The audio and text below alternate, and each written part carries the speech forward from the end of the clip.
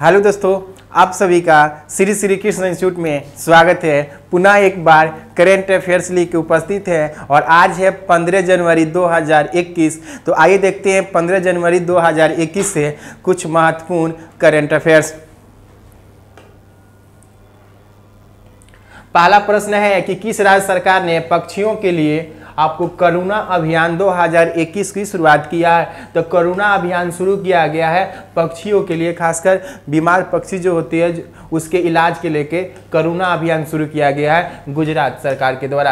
यानी गुजरात के सीएम जो है विजय रूपानी और यहाँ के गवर्नर हैं आचार्य देवव्रत। तो ये गुजरात जो है यह अपना अंतर्राष्ट्रीय सीमा जो है वो आपको पाकिस्तान के साथ बनाता है। और गुजरात से याद रखेंगे हाल ही में यहाँ पे सूर्योदय योजना की शुरुआत किया गया। सूर्योदय योजना की शुरुआत किया गया। महिला उत्कर्ष योजना, महिला उत्कर्ष योजना, महिला उत्कर्ष योजना। साथ में याद रखेंगे यहाँ पे कुछ महत्वपूर्ण योजना है जैसे महिला उत्कर्ष योजना, विश्व का सबसे बड़ा खिलौना संग्रहालय आपको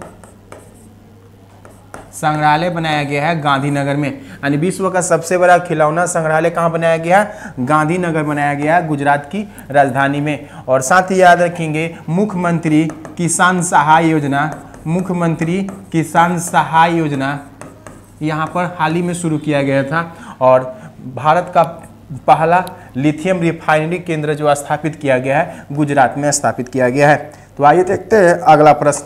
देखिए अगला प्रश्न है कि वित्तीय वर्ष 2021-22 में बजट को किस दिन पहली बार आपको पेपरलेस तरीके से पेश किया जाएगा। तो इस कोविड-19 के कारण भारत में पहली बार डिजिटल रूप से आपको बजट प्रस्तुत किया जाएगा। यानी पेपरलेस बजट प्रस्तुत किया जाएगा आपको 1 फरवरी को।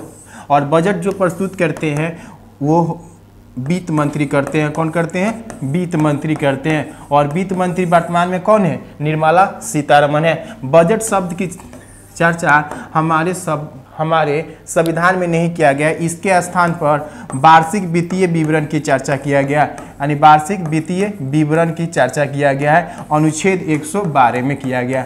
किसमें किया गया? अनुच्छेद 112 में वार्षिक वित्तीय विवरण की चर्चा किया गया है। भारत में वित्तीय वर्ष की शुरुआत 1 अप्रैल से शुरू होती है। यानी 1 अप्रैल टू 31 मार्च होता है भारत में वित्तीय वर्ष। तो आइए देखते हैं अगला प्रश्न। किस राज्य या केंद्र शासित प्रदेश में पहली बार आइस क्लाइंबिंग महोत्सव का आयोजन किया गया है? तो एक आइस क्लाइंब जो महोत्सव है इसका आयोजन किया गया है लद्दाख की राजधानी लेह में। लद्दाख की राजधानी जो है लेह में किया गया। लद्दाख की राजधानी लेह में किया गया। और यहाँ का आपको लद्दाख में 2 जिला है, एक कारगिल भी है।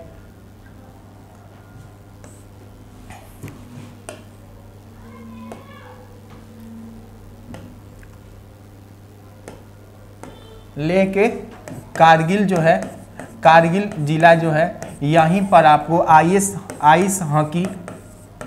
आइस हॉकी टूर्नामेंट का आयोजन किया गया है।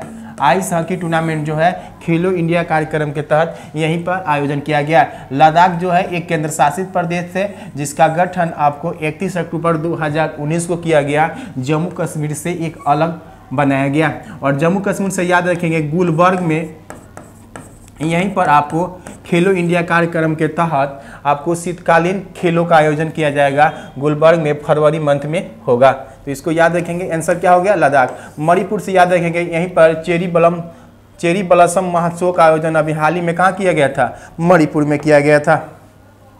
भारतीय भूवैज्ञानिक सर्वेक्षण यानी जियोलॉजिकल सर्वे ऑफ इंडिया ने किस राज्य में वेनेडियम के संभावित भंडारों की खोज किया है? तो वेनेडियम जो होता है यह स्टील एवं टाइटेनियम से बने जो पदार्थ होते हैं उसे मजबूत बनाने के लिए वानेडियम का प्रयोग किया जाता है। और इसका हाल ही में इसकी भंडार की खोज की गई है अरुणाचल प्रदेश में। कहाँ की गई है? अरुणाचल प्रदेश में। वेनेडियम का सबसे बड़ा भंडार जो है वो चीन के पास है।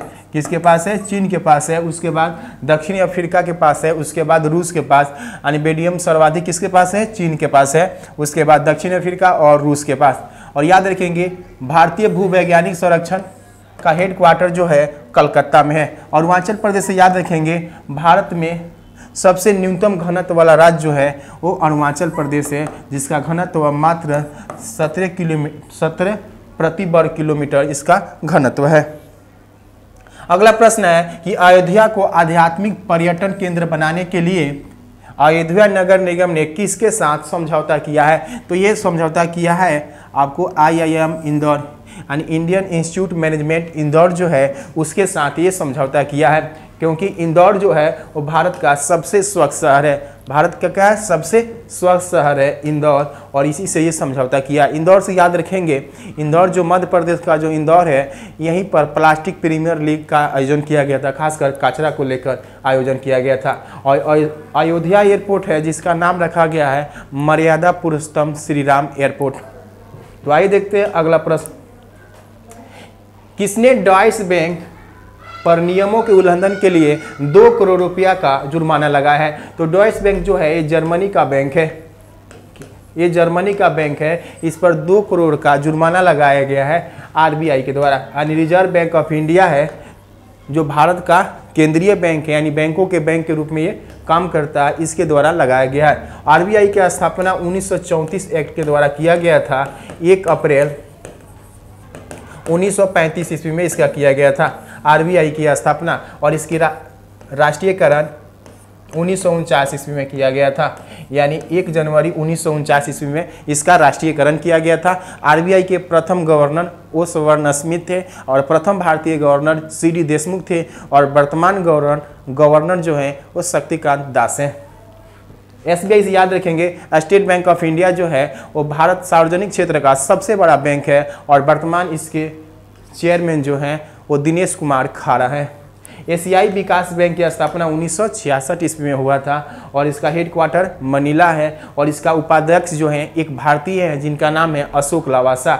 और वर्ल्ड बैंक से याद रखेंगे डेविड मालपासा जो है इसके चेयरमैन हैं, और वर्ल्ड बैंक की स्थापना जो हुई थी 1944 ईस्वी में हुआ था, और इसका हेडक्वार्टर वाशिंगटन DC में है।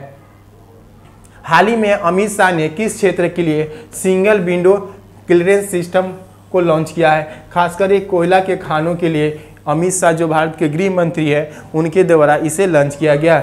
याद रखें कोयला की सर्वाधिक उत्पादन आपको उड़ीसा में होता है, सॉरी झारखंड है पहले नंबर पे, और दूसरे नंबर पे है आपको उड़ीसा।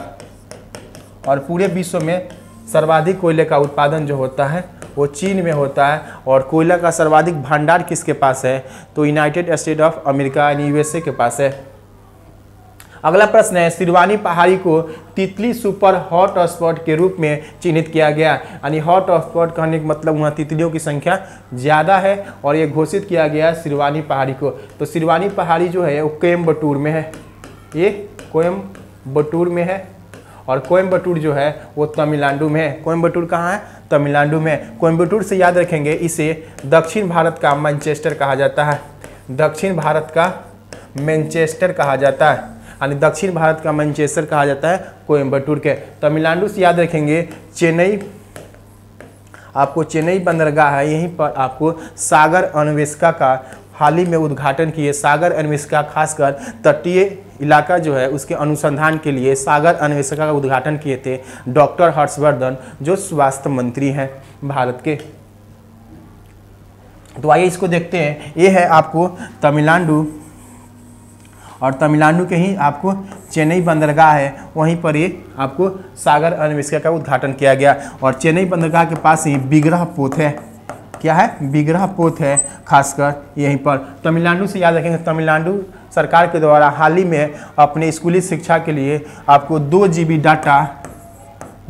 डाटा फ्री कर दिया है। हर स्कूल के छात्र और छात्राओं के लिए 2 GB डाटा क्या किया है? फ्री किया है। और तमिलनाडु से याद रखेंगे हल्दी अनुसंधान केंद्र की स्थापना कहाँ किया गया है?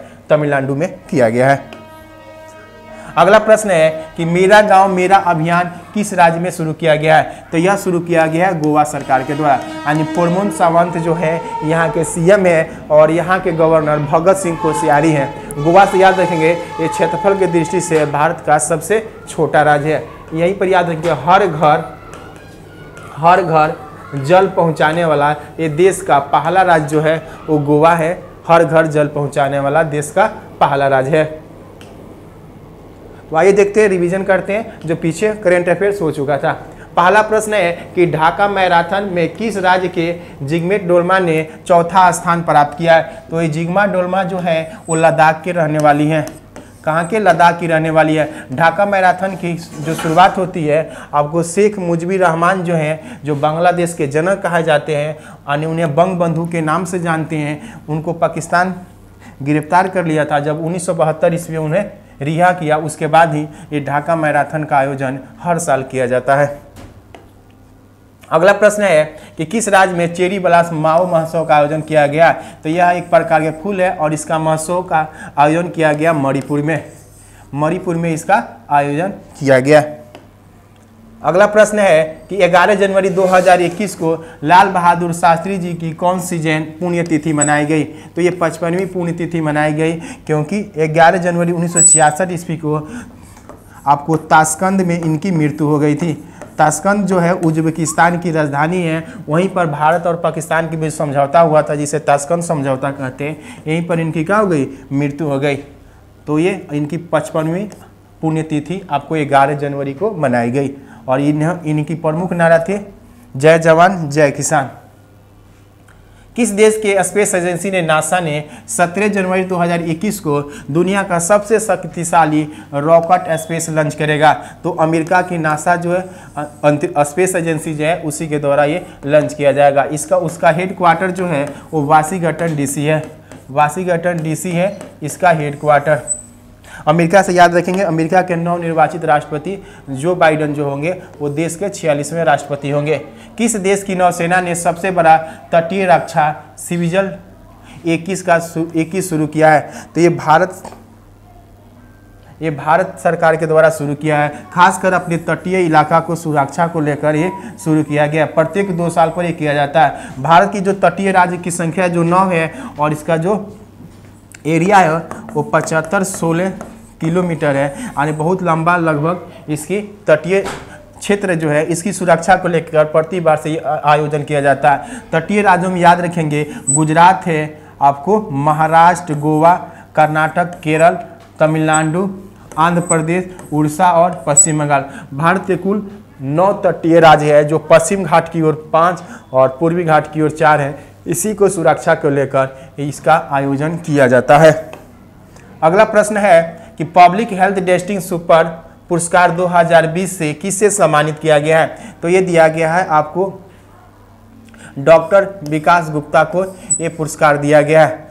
जी सतीश रेड्डी जो हैं वो डीआरडीओ प्रमुख हैं और बीके यादव जो थे वो रेलवे के पहले चेयरमैन थे, सीईओ थे। पहले सीईओ जो पूछा जाए कि रेलवे के पहले सीईओ कौन थे तो बीके यादव थे, यानी विनोद कुमार यादव थे और इन्हें हाल ही में इंजीनियरिंग अवार्ड से सम्मानित किया गया था। और वर्तमान रेलवे का चेयरमैन जो बनाए गए हैं सुनीत शर्मा को बनाया गया।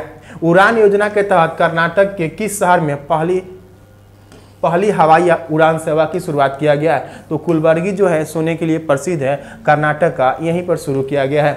और याद रखेंगे कर्नाटक की राजधानी बंगलोर है जिसे सिलिकॉन वैली के नाम से जाना जाता है। और बेलगांव से याद रखेंगे बेलगांव के ही थे सुरेश अंगी जो कोरोना के कारण इनकी मृत्यु हो गई और कोरोना के कारण मृत्यु होने वाले पहले केंद्रीय मंत्री थे सुरेश अंगी जो बेलगांव से ही निर्वाचित हुए थे और रेल राज्य मंत्री थे। क्या थे? रेल राज्य मंत्री थे। और बेलगांव से ये भी याद रखेंगे कि पहली बार कांग्रेस की अध्यक्षता महात्मा गांधी ने कहाँ किया था? बेलगांव कर्नाटक में ही किया था। और कर्नाटक से याद रखेंगे कर्नाटक सरकार के द्वारा हाल ही में आपको मिट्टी और पानी की क्वालिटी को जांच करने के लिए कृषि संजीवनी वाहन लैब की शुरुआत किया था। अगला प्रश्न है कि 91वें भारतीय अंतर्राष्ट्रीय फिल्म महोत्सव का आयोजन गोवा में किया जाएगा। इसमें फोकस कंट्री के रूप में किसे शामिल किया गया है? तो बांग्लादेश को शामिल किया जाएगा। बांग्लादेश और भारत के बीच आपको अभी मैत्री साइकिल रैली का भी आयोजन किया गया क्योंकि इस साल आपको जन्म शताब्दी वर्ष मनाया जा रहा है शेख मुजीबुर रहमान का, जो बांग्लादेश के जनक या फादर कहे जाते हैं। और उसी के बीच आपसी संबंध को स्थापित करने के लिए इस बार अंतर्राष्ट्रीय फिल्म महोत्सव जो गोवा है उसमें भी फोकस कंट्री के रूप में बांग्लादेश को शामिल किया गया। और जबकि सूरीनाम के राष्ट्रपति चंद्रिका प्रसाद संतोखी हैं, वो आपके गणतंत्र दिवस के मुख्य अतिथि हैं। मुख्य अतिथि कौन है? चंद्रिका प्रसाद संतोखी। और प्रवासी दिवस जब मनाया गया तो चंद्रिका प्रसाद संतोखी जो थे वही मुख्य अतिथि थे, जो सूरीनाम के राष्ट्रपति हैं। अगला प्रश्न है कि किस कोविड-19 के वैक्सीन के प्रशासन के लिए गठित अधिकार प्राप्त समिति के अध्यक्ष किसे नियुक्त किया गया है? तो ये आर.एस. शर्मा को नियुक्त किया गया। जो वैक्सीनेशन का कार्य शुरू हो रहा है 16 जनवरी से, उसका आपको उसके द्वारा गठित एक कमेटी बनाई गई है प्रशासन को देखरेख करने के लिए। उसके अध्यक्ष बनाए गए हैं आर.एस. शर्मा को। जबकि उस अभी वर्तमान में भारत के स्वास्थ्य मंत्री जो हैं डॉक्टर हर्षवर्धन हैं। सुनील अरोड़ा जो हैं वो मुख्य निर्वाचन आयुक्त हैं। और सुनील शर्मा जो हैं वो रेलवे का चेयरमैन और सीईओ हैं। तो इस तरह कुछ महत्वपूर्ण करेंट अफेयर्स था जिस पर हमने चर्चा किया। और नेक्स्ट क्लास से हम लोग